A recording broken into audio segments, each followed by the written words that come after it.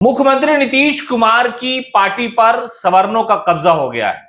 Janata Dal United पहले कोयरी और कुर्मी की राजनीति करती थी।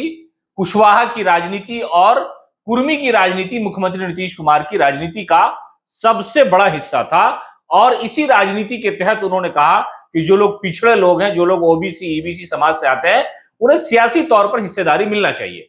लेकिन जाति आधारित गणना के ठीक उलट मुख्यमंत्री नीतीश कुमार की पार्टी चल रही है।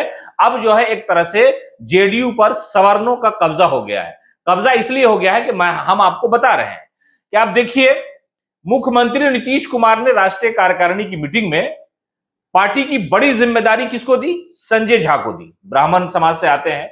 अगर मंत्रालय देने की बात हुई जेडीयू के कोटे से, तो किसको दिया?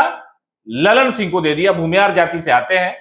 जबकि कर्पूरी ठाकुर के बेटे को राज्य मंत्री का दर्जा दिया जाता है और ललन सिंह को कैबिनेट मंत्री का दर्जा दिया जाता है।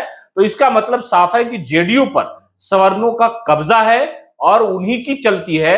वो जो चाहते हैं वही होता है। और मुख्यमंत्री नीतीश कुमार खुद कुर्मी जात से आते हैं। उसके अलावा विजय कुमार चौधरी को देख लीजिए। उसके अलावा प्रवक्ता में आइए तो नीरज, वो भी सवर्ण जाति से आते हैं। अभिषेक झा को देख लीजिए, वो भी सवर्ण जाति से आते हैं। तो कुल मिलाकर के जेडीयू का जितना भी हिस्सा है राजनीति का, चाहे वो केंद्र में कैबिनेट का मामला हो। आप एक एग्जांपल देखिए कि कर्पूरी ठाकुर, जिसको मुख्यमंत्री नीतीश कुमार अपना आइडियल मानते हैं, उनके बेटे को मोदी कैबिनेट में राज्य मंत्री बनवाते हैं और ललन सिंह जो भूमिहार जाति से आते हैं, उनको केंद्र में कैबिनेट मंत्री बना दिया जाता है। आप फर्क समझिए। उम्र के अनुसार कर्पूरी ठाकुर के जो बेटे हैं रामनाथ ठाकुर, उम्र भी उनकी ज्यादा है, लंबा सियासी तजर्बा है, उनके पिताजी मुख्यमंत्री रहे हैं। लेकिन नीतीश कुमार जब हिस्सेदारी देने की बात आती है तो कर्पूरी के बेटे को नीचे कर देते हैं और ललन सिंह को, जो भूमिहार जाति से आते हैं, उन्हें ऊपर कर देते हैं।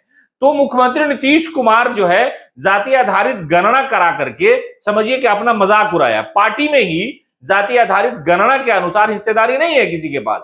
अब तो एक तरह से यह समझिए कि जेडीयू पर पूरी तरह से सवर्णों का कब्जा है। संजय झा है, इधर ललन सिंह है, विजय कुमार चौधरी है। तो ये कुल मिलाकर के केसी त्यागी भी प्रकाश है, वो सवर्ण है।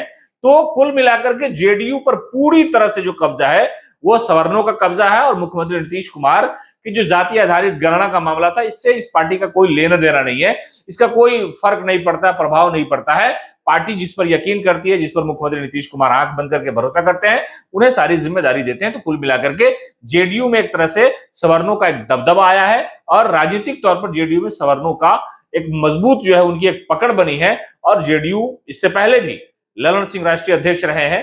तो कुल मिलाकर के जेडीयू एक तरह से समझिए कि अपने आप को सवर्ण की जो राजनीति है उसके सुपुर्द कर चुकी है। और मुख्यमंत्री नीतीश कुमार खुद भी ये चाहते हैं कि जो सवर्ण हिंदू हैं वो उन जेडीयू की कमान संभाले और पार्टी वार्टी वही चलाए और कैबिनेट में भी उनको हिस्सेदारी सलीके से मिली है।